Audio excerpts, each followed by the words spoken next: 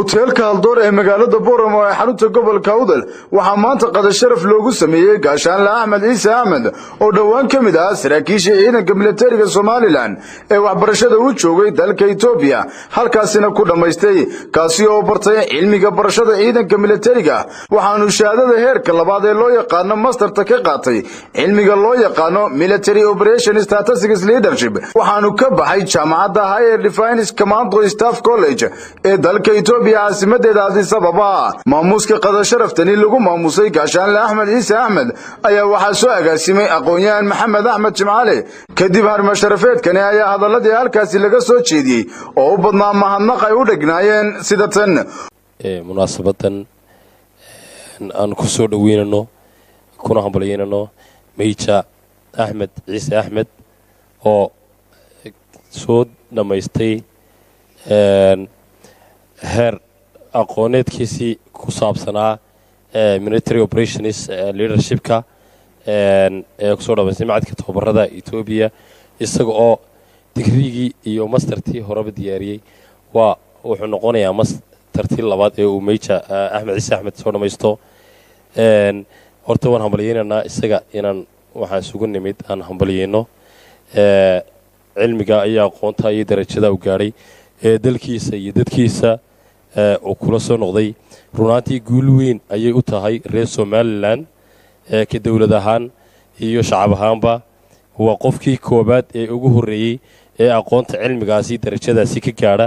ayuu noqonayaa Somaliland marka la yiraahdo Major Axmed Ciise Axmed horta hambaliyaan leenahay asxaabta isugu timid qada sharafeedkani aan isaga ku maamusanay iyagana wad maasantiin baan leeyahay seerka Professor Axmed Jimcaale bil oo soo agaasimeyna isna waxaan leenahay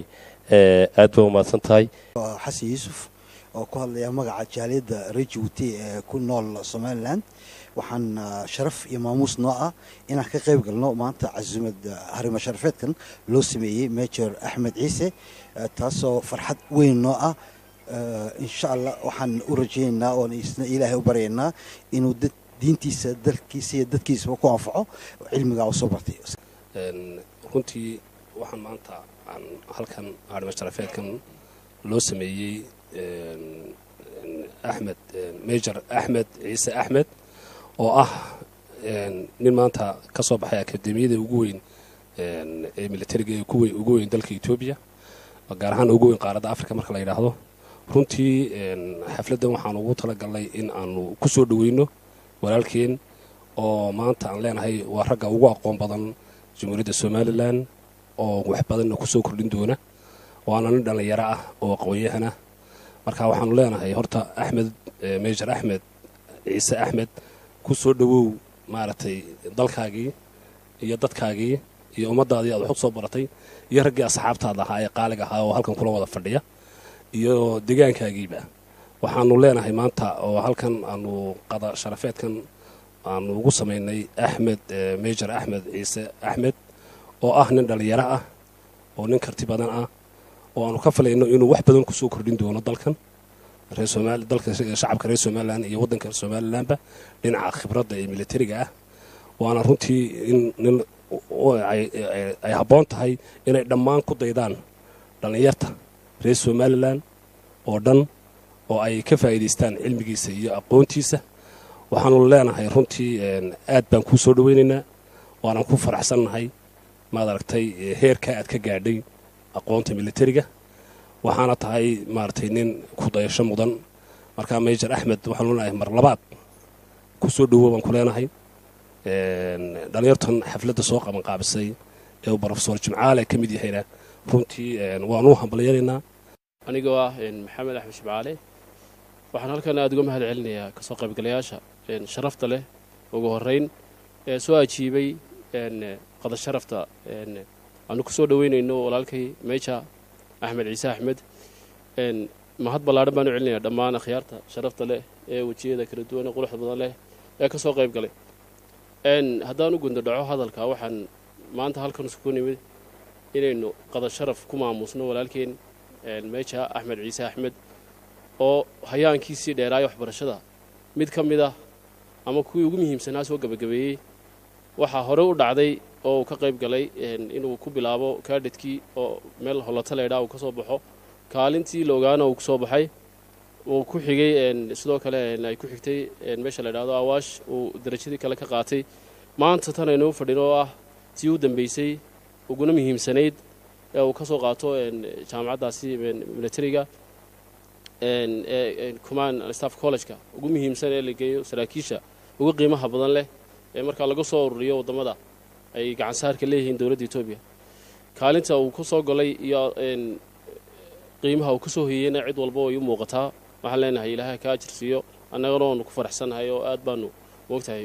ula dhacsannahay inaad annaga naga mid tahay ood moogtahay ubaxayaga ka mid tahay ugu dambayntii waxaa isaguna ka mahadnaqay harimo sharafeedkani lagu maamuusay gaashaanle axmed ciise axmed oo isagu ka mid ahaa saraakiishii ugu sarraysay ciidanka somalilan ee wax ku soo barta dalka etoobiya waxaanuu sheegay sida tan bismillaahi raxmaani raxiim horta qolyahagan militarigu kamaradaha iyo waxaa waanu ka yar gabannaay laakiin mar haddaad ila gaadeen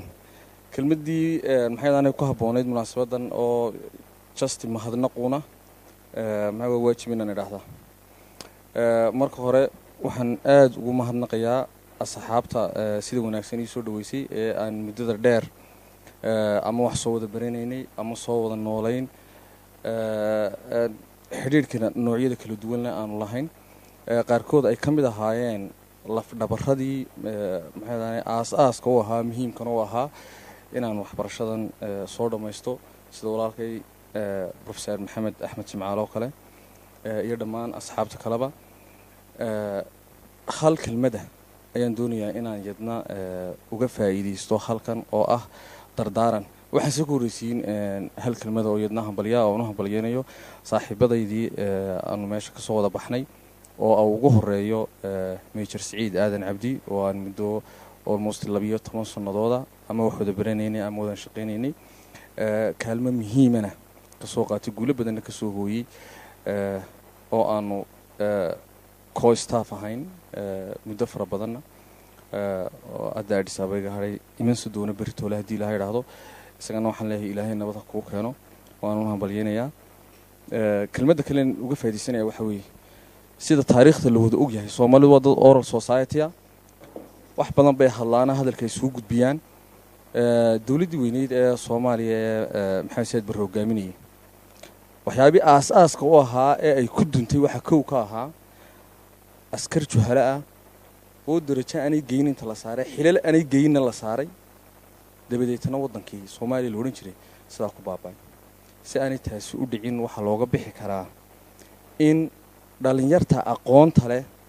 ee maxay wadanku ay soo galaan ciidamada culunta maxay ciidamadana ay bartaan si ay wax uga bedelaan oo sida institutionska kale ee wadanka aqoonta wax looga bedelo halkan looga bedelo ayaan maxay dhalinyarta aad ugu gubaabinayaa gaar ahaan waliba waxaan ku sii gubaabinayaa dhalinyarada gobolka Awdal oo aan oran karo malaha waxaan ahay kali inaan ku ahay hadda dadkii imtixaanaadka galay ama maxay waxbarashooyinka kala duwan halkaasi u tagay taasina dhalinyarada ayaan maxay ku gubaabinayaa idinkana waxaan idinka codsanayaa inaad fariintaasi gaarsiisaan aad iyo aad ayaad u mahadsantihiin anagu waxa cilmigan soo baranay maaha cilmi suuq laga shaqeysto waxa weeyaan waa cilmi loogu talagalay in dadka iyo dalka iyo diintaba lagu difaaco laguna ilaaliyo waajibaadkii aan wax soo baranayna waanu garanaynaa ilaahayna waxaanu ka baryaynaa inuu garansiiyo inaanu u fulino sidii aan u go'aansanay inaanu soo baranay inaanu u fulino oo si cadaalad iyo daacadnimo iyo karti iyo dhabar adayg ay ku jirta ah inaanu u fulino ayaanu ilaahay ka baryaynaa